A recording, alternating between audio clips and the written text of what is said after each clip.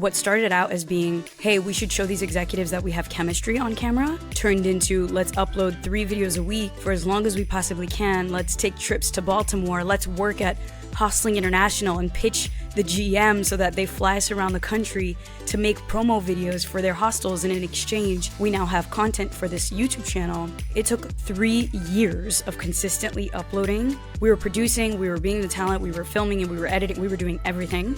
But they saw the potential because we had been creating good stuff. This is Creator, the podcast from Matador Network. I'm your host, Ross Borden, and I believe creators are the future of all global advertising. So join me as I sit down with top creators to hear about how they got started, the challenges they've overcome, and the tips you need to become a full-time creator.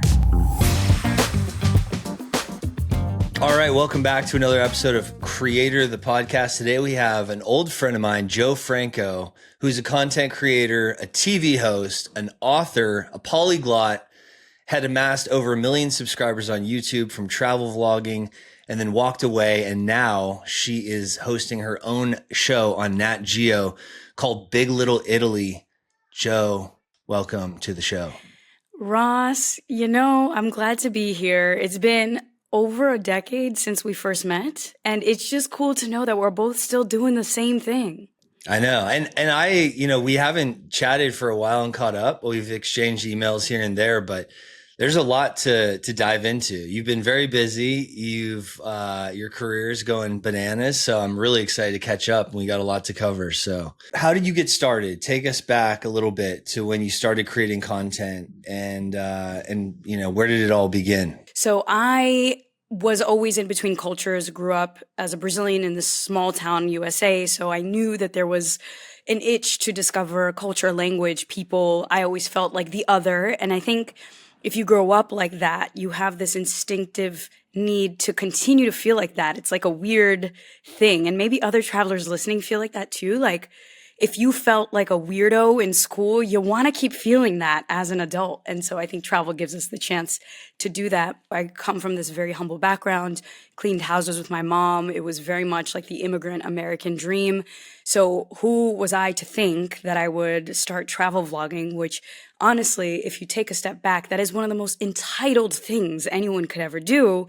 And I was just a kid scrubbing toilets with my mom. Like that was not the path that I thought would happen. And so naturally, as an immigrant kid would, you go to school for something that you think you could get paid a lot of money to do. So I studied business, international business. And I studied abroad. Everything was on credit card debt, incredibly broke. And at the time, I had this college buddy who only wanted to be famous. He was like, I want to be a travel host. And I'm like, what does that even mean? But we had the same passions for language and travel. I had this business background. He loved putting the camera on both of us. And so we started filming our travels. I was just determined. I was like, okay, what characters are we? What is the angle? This is a TV show. I'm going to make a pitch deck. And I was working in different internships in New York, so I knew all of these skills. So I put them all to the test, get this pitch doc together, cold email executives, message people on LinkedIn, get meetings with top networks in New York and Los Angeles. Everybody was impressed with the pitches. They thought a production company did it. And I was like, nope, just us, me. And they were like, hey, this is amazing, but young travel will never sell. And so, of course, I shed a few tears. I graduated college with this paper and a giant amount of student loan debt. And I was just determined. I had like fireballs in my eyes. And that's kind of how the YouTube path took off. And it was what started out as being, hey, we should show these executives that we have chemistry on camera, turned into let's upload 3 videos a week for as long as we possibly can. Let's take trips to Baltimore. Let's work at Hostling International and pitch the GM so that they fly us around the country to make promo videos for their hostels. And in exchange, we now have content for this YouTube channel. Young travel will never sell. That was the response from the TV executives back in the day before. And then that kind of drove you into YouTube, and then that started gaining traction, and off you guys went with Damon and Jo. And that was the start. Well, I mean, it was very painful. It was very painful. First of all, how do you create a travel channel when you're broke? And by the way, I was fresh out of college. I had a full-time job And I was working at a co-working space after hours, so I had a workspace. I wanted to be around entrepreneurs, so I was the receptionist. I would lock up the workspace at 11 p.m. Damon would come and we'd film videos in meeting rooms of this co-working space. I would trek it, schlep it back on the subway, an hour ride up to Harlem at 2 a.m. It took 3 years of consistently uploading. And we didn't see other examples of travel vloggers. There were no other examples, especially not how we were doing it. And we weren't outsourcing any of it. We were producing, we were being the talent, we were filming, and we were editing, we were doing everything. And it was good that we had each other because obviously you could produce, if both of you know the same skill sets, you could produce double the amount of content. Right. And I think that really helped the growth. Then we moved to Los Angeles with a huge risk in 2015. We had 40,000 subscribers, and then I was in an agency building where I was complaining about a contract being unfair, was recognized as I was washing my hands in the bathroom. And that woman who recognized me happened to have a meeting with AT&T, and she had just pitched us. She was like, hey, I think you guys would be a great fit for this partnership with AT&T. When can you meet? I'm like, now? And so that was the first huge paycheck Was that we that got. full screen? What was the first? What was Yeah. the like YouTube creator thing that was going for a while? It was full screen. So they had Hello Lab, and that was AT&T's partnership with Full Screen. Right. And they picked 3 channels. This is actually insane now that I think about it. We had truly like less than 100,000 subscribers when they signed us. But they saw the potential because we had been creating good stuff. So it wasn't really about numbers. It was about quality, consistency. And no one found those videos because we didn't optimize for YouTube. We weren't playing the YouTube title and thumbnail game. We were like, booty dropping in Kopipi Island. Like that was the title of our video. You know, the video was excellent, but it was by no means getting big numbers. So anyways, AT&T signed us. We produced 8 episodes of a show that we developed with Full Screen and AT&T.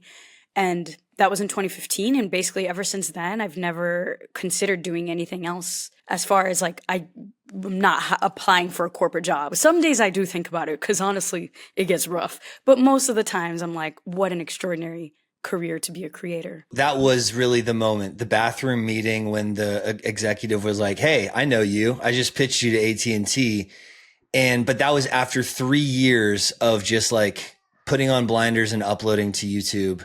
But that was kind of the moment with AT&T where you're like, you never went back. That you're a full-time creator ever since then. Yeah. I think, the paycheck helped. And now knowing the market, they definitely, it could have added some dollars on that check, but it was still amazing. And it was something I noticed, there was a big moment for me actually that was before this AT&T thing. I was working at this travel agency in New York and I pitched myself there as well. So I started out as an admin assistant. And of course, me being strategic, I'm like, if I can't necessarily start my traveling career today, let me work in the insides to see how this stuff works. I pitched them, and I still have that pitch deck as well. I was like, hey, I know you hired me as an admin assistant. I feel like my skills are better suited in marketing. They ended up accepting my own pitch, gave me a promotion, gave me a raise. And so I kept working there as a marketing assistant while I was moonlighting at the co-working space and still doing the channel. And then there was a big moment 3 months later. All the credit was going to the CMO. I was developing these huge projects for the company. Everything was going well. They wanted me full time. They wanted me like full time, no backup gig, no YouTube channel. And I was like, damn, could I accept this? Like, is this the moment where I accept this nice salary and like work in Manhattan? And quit your side hustle and quit like my your side own thing. hustle. And it was so tough to make that decision, but I kind of stuck to my guns. I'm like, I know if it hits the fan, I can always go backwards.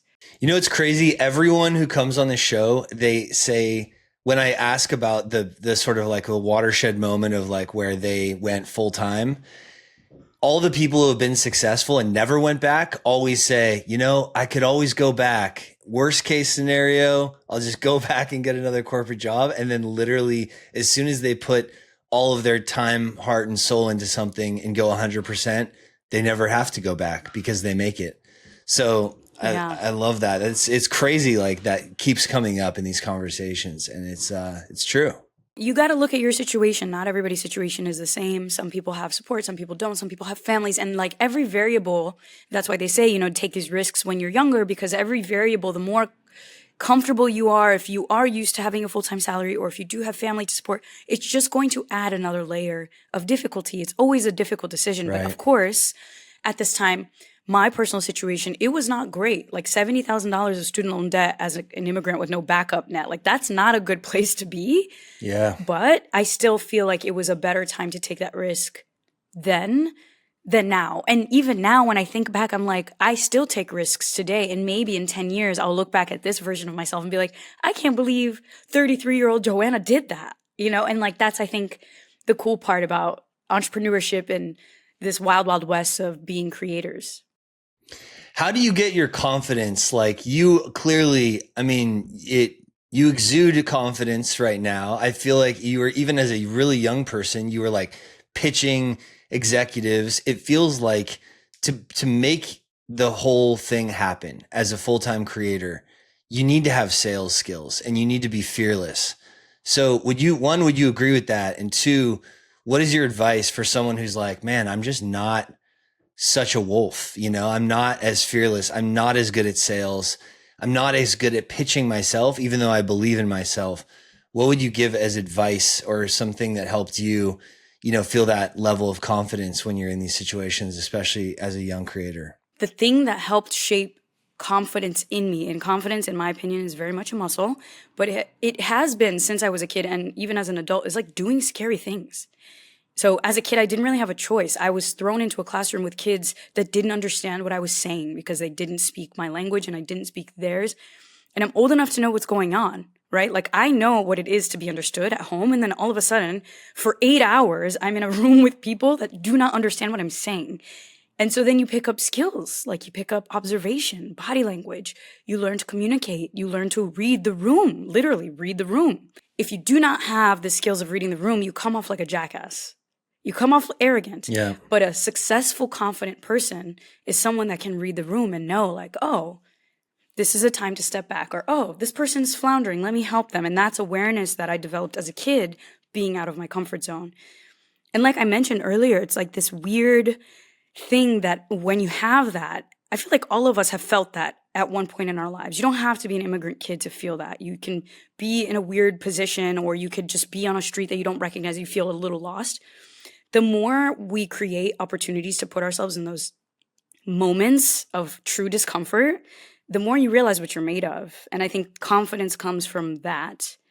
And I know you know that. Like, how many times have you traveled and you're just like, damn, like, where am I? This is crazy. And it's a fight or flight moment. Well, it's discomfort. It's placed in times when you're challenged. That's when you grow as a young person, or really any person of any age. I know that about my own life when I had big leaps up in everything, in like what I could accomplish, self-confidence. It was always when I was put in difficult situations. And it sounds like you were there immediately based on the language, because your first language was Brazilian Portuguese. Yeah, is that right? Correct. Yeah. And then you were like going to school with American kids who didn't understand you. So from day one, you had to figure that out. Yeah. Let's go on a quick tangent about languages. So I speak some Spanish, and that's pretty much it. And I'm jealous when I meet someone like you who's a full polyglot. So what languages you're fluent in? Brazilian Portuguese, English, French, Spanish, Italian, and then the latest. So I'm actually now recently fluent in Dutch, Flemish, because I live in Belgium. What? Yeah, like ik kan. Oh, because you lived in Belgium. No, I live. Wait, you live in Belgium right now? Ik woon in Belgium. I didn't know that. Yeah, and like that was a crazy language because I just learned that as a 32-year-old.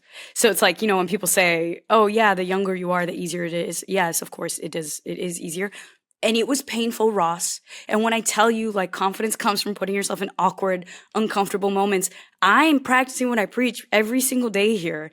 Everybody here speaks brilliant English, but I'm at weddings now where I'm just speaking in Dutch, and I'm on 7-day family vacations with my partner, 7 days of just Dutch. And that's not always comfy, you know? Like I can do it. Dutch also seems like not an easy language to learn. It's not like an approachable language Yeah. like Italian Mm-mm. or It, Spanish. When I hear Dutch, I'm like, Jesus, I would hate to have to learn that. so Flemish Dutch is And they all speak softer. English, so it's tough because if someone hears you struggle, they're like, "Hey, it's okay. Let's just speak in English." Exactly. Yeah, exactly. So anyways, so those are the languages. And then I do speak intermediate Greek, and was on a kick with Wow. Egyptian Arabic. If I needed to, I could, I could survive. All right, now you're just showing off. But it's Now true. you're just And then showing because off. of the Dutch, I could probably learn German. That's my next conquest. I'm going for it. So you're going to be at like 10 languages by the time, like in the next 5 years. Hopefully, probably. that's the hope. And all those Damn. languages, they simulate that experience that I talk about. It like keeps my edge sharp. It also reminds me that I don't know anything. And that's why I think language learning is an amazing thing as an adult, because we get overly inflated with our abilities. Put yourself in a position where you have to sound like a toddler. Nothing is more humbling. To me, that is what continues to make people approachable. Like if you can put yourself in a place of truly being empathetic, then people are just going to want to be around you more. What would you give as like any tips for the rest of us in learning languages in general? I was kind of struck when you're like, I learned Spanish in school. I learned French in school. Like most American kids, they take Spanish, or French or whatever. They don't actually learn it unless they travel abroad. That's when I actually learned some Spanish. Was when I lived there. I had a Spanish girlfriend, and then It's you're always the actually like girlfriend. learning. It's always the girlfriend. lover. It's literally That helps a yeah. lot. But like, how are you learning languages as a kid just in school? Were you Okay, so I learned French in school, and that was pretty crazy because I wasn't a good student. I didn't like school. Most entrepreneurs don't, and that's just funny because as an entrepreneur, you have to learn or you die. But actually, even now, having learned Dutch recently, is I hadn't learned a new language as fluently as I'm speaking Dutch now in quite a few years. And the reason I was able to learn Dutch in a year and speak it fluently in a place where people speak English very well is truly immersing. Like I had no other choice. And not even when I was in the country. This was when I was in Connecticut in my house, watching the series, like VPNing my ass to Flanders, like I'm going to Belgium, but I'm in Connecticut and I'm watching a dramatic show without English subtitles and I'm binging it and I'm writing down expressions, pausing every 2 minutes. I'm repeating it in the mirror.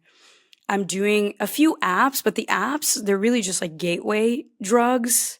They're not real. They're not going to give you that fluency. I subscribe to like an Easy Dutch newspaper for local news in Flanders. I read that every week. So just starting to put things into my regular life. You need to immerse yourself. You need to speak. Full immersion. You need to have...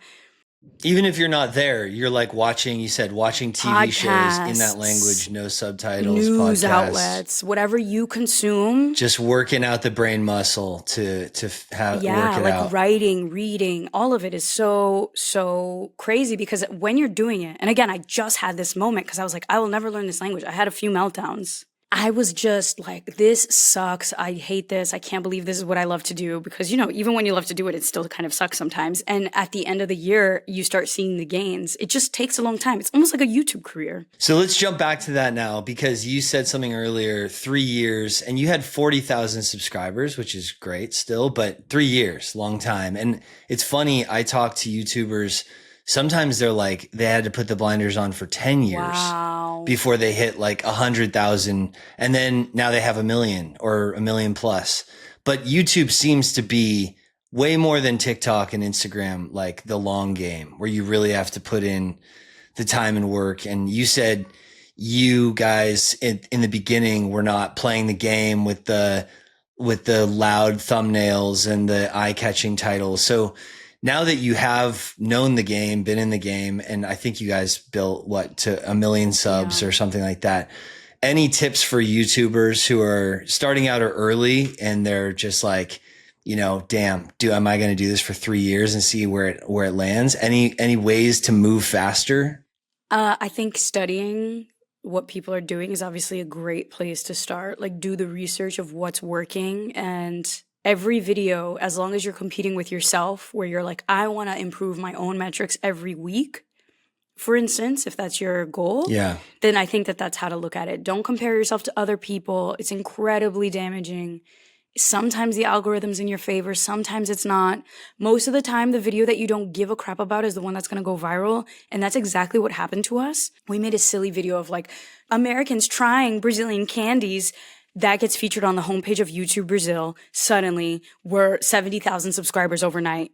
You know, we grew 70,000 subscribers overnight. Amazing. And then what ended up happening, which I really do think about all the time, is that all of those earlier videos that no one watched, suddenly everything, it was like a huge wave of like every piece of content that we made got a bunch of views, and people were now available to binge this library of content of like over 100 videos. And they were just enamored because they're like, wow, every video has the same like touch. Every video is high quality.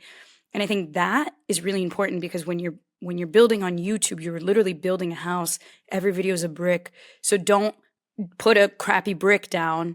You're building brick by brick. Today, maybe it doesn't get views, but that doesn't mean tomorrow it won't. Yep. I like that. So let's talk about Nat Geo. I want to hear about the new show. What are you doing now? Tell everyone about your new show with National Geographic. So yeah, basically the show is out. Everybody can watch it. It's on Nat Geo's YouTube channel. It's called Big Little Italy. And it's a really fun twist on Italian food and culture. So Nat Geo wanted to see what Little Italies around the world look like. And because I love Italian everything, food, culture, people, I got the job. And so I went to New York, and that episode is hilarious. We go to Arthur Avenue in the Bronx, and it's just like characters that you need to watch. It's so good. Then we went to London, which was also so beautiful. And then we went to São Paulo, Brazil. And it was awesome for me because as a Brazilian, being able to go home and film is always a treat. So it was like a cultural fusion. I was speaking all my languages. It was really such a cool show. And yeah, I hope people like it and watch it. So how many episodes are there going to be total, and where are you in sort of production? So only 3 for now. And I think that's also like these miniseries are popping up all over. I don't know if you've seen this. I think it's like to prime the audience, test the waters, see how people feel about it. So we produced the show is edited, it's live.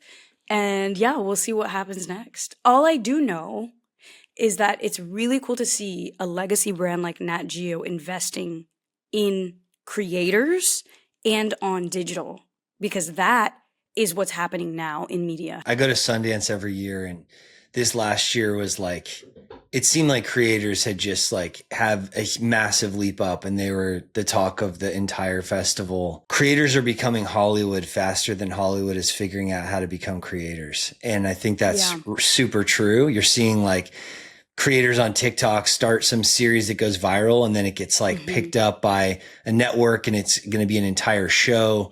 Or a creator like you who started on YouTube, and now you have a host of your own show on Nat Geo, legacy, amazing travel and adventure and science publisher. Here's where I think it's very interesting, because I have worked on big sets, like hosted 2 seasons of a Netflix show.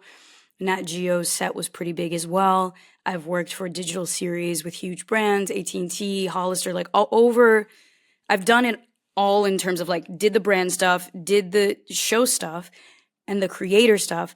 I think, yes, I agree that brands are going to be investing in creators, but I do think there's a huge need for creators to learn traditional, not to become traditional, but to businessify, right? Like, you can't take $1 million from a brand and not know how to run a set. Like, if that's where it's moving, then, and I've seen this trend in my friends who have creator businesses, a lot of people are hiring creator COOs.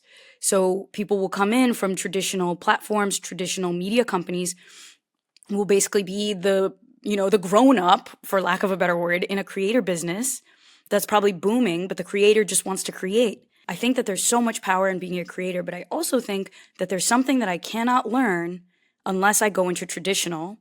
And now I'm actually graduating from a filmmaking master's. It's like a non-traditional program right up our kind of alley. Like, I wanted to go back to school, but not really. So I found this negotiated degree where you basically say, hey, I want to finish a pilot, or like I want to do a series, and then you structure your own program. And so I went to this program 2 years ago, and I'm about to graduate, and that was my vision. I was like, I want to learn traditional techniques and blend it with what I know from being a creator and blend it with what I know about working with brands. And so I've pitched that around and actually got sponsor dollars that I decided to put on pause because I'm like, I need to make sure that I can get the production in check because I don't want to take these brand dollars and produce something that I'm not happy with. So I feel like that is the next version of the creator economy. It's like creators who get the dollars are going to need to become a little bit savvier production wise. Get into high level production for sure. Because I'm not saying that all the global ad spend is going to go to shaky TikTok videos. I'm just saying but maybe that it will. Those creators are going to become the star, like you, like the stars of high production value shows, series, ad spots, brand partnerships, ambassadorships. Yeah. All of that. But do you it's actually sleep? interesting. When do you do, like, you're learning Dutch, you're doing a Nat Geo show. Now you're telling me, oh, by the way, I'm getting a master's on the side. Well, the reason is because I wanted to do the show about languages, and production houses wanted to work with me. They're like, Jo, you're great on camera. We could work together. What do you want to make? And I was like, I want to make a show about languages, about untranslatable expressions around the world, because it's fascinating to me that people have a need for certain expressions. And every time I pitched it, people would be like, nah, that's not visual enough. That's too heady. So I was like, all right, like everything else, I got to do this myself, roll up my sleeves, get into this program. And so now this summer, I just sealed the deal on like, okay, we're shooting the first pilot episode here. I edited a concept pilot and got like a pilot test done. Everything is doable. I think in this modern world of internet, if you have access to a smartphone, anything is possible. Yes, It's a lot of work. I do sleep 8 hours a night, so that's nice as well. I don't know if people will want more low quality stuff. Like people love the personal touch. They love the feeling like they're with me during these travels. So maybe a higher produced show isn't what they're looking for. Is it scrappy videos or is it higher produced quality with personal touches? What we recommend to brands, especially when there's like real budget, like a 7-figure budget plus, is doing both. So we're doing streaming shows right now, brand funded streaming shows. We just signed our 4th, and these are some of them with tourism destinations, some of them with autos, some of them with both. But then we promote the streaming show with that more scrappy, authentic, TikTok, vertical video, reels. And then at the end, now go watch the show on Roku or wherever the streaming platform is. That's been our strategy for the brands and for our own stuff, is just making a whole bunch of assets, everything from 15-second verticals to real long form content that's more polished, that, you sit down on the couch and watch it like a normal streaming show, and it has that level of production that you would expect. We've gotten so much traction from, teasing out a long form show on Reels with the talent or on TikTok. And then that ends up being where all the organic views from the long form show come from. So yeah, it should be absolutely be part of the plan.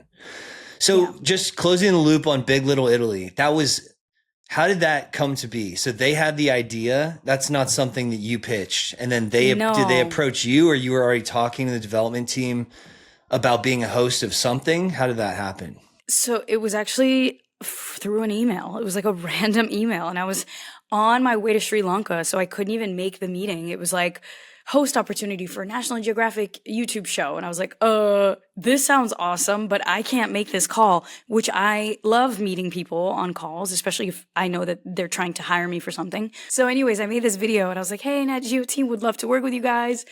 Told them my love of Italy, told them my love of just people and cultures and stories. And then they hired me, which is insane because there was no call, there was no audition. It was like, they didn't even ask for that video. I just sent it in good faith, like, hey, I'm stoked. Probably sealed the deal. They're like, look at this gal. She's in Sri Lanka right now, hitting us with a personalized pitch video. This is like done deal. Yeah, so it was super sweet. And have you seen Tucci in Italy? So they launched. So that show was the inspiration for Big Little Italy because obviously with Tucci in Italy, there's an investment in Italian food and culture. And so like, what does Right. that show not accomplish? It's talking about Italian food and culture in Italy. And so the logical thing would be, what is it outside of Italy? Which I loved because it's talking about the immigrant story, which of course is my story. I'm thrilled for you for Nat Geo. Congrats on the new show. Everyone should go check it out. Big Little Italy on Nat Geo's YouTube channel. And congrats on all the success, and come back to us in a year and tell us what's new. I'm sure you're going to have a lot more then. I would love to. Thank you so much for having me. Creator, the podcast, is produced by Matador Network. We are a leading global travel publisher focused on travel and adventure. If you enjoyed today's episode, please subscribe. Every week, I interview a new top creator. New episodes are released every Tuesday on YouTube, Apple Podcasts, Spotify, and everywhere podcasts are found. Thanks for listening.